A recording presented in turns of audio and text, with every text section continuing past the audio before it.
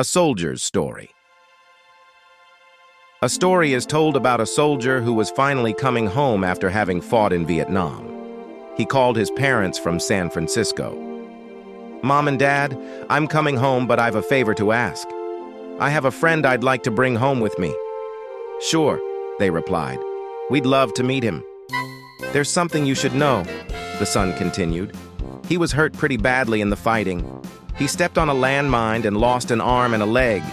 He has nowhere else to go, and I want him to come live with us." "I'm sorry to hear that, son. Maybe we can help him find somewhere to live." "No, Mom and Dad. I want him to live with us." "Son," said the father, "you don't know what you're asking. Someone with such a handicap would be a terrible burden on us.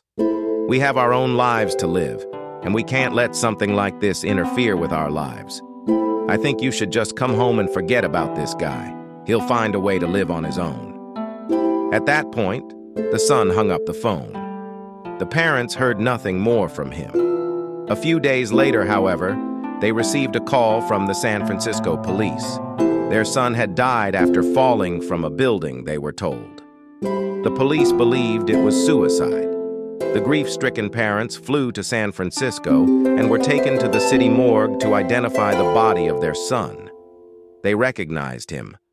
But to their horror, they also discovered something they didn't know. Their son had only one arm and one leg.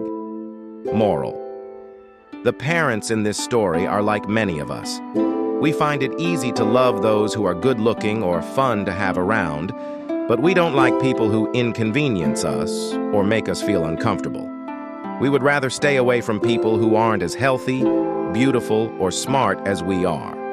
Thankfully, there's someone who won't treat us that way. Someone who loves us with an unconditional love that welcomes us into the forever family, regardless of how messed up we are.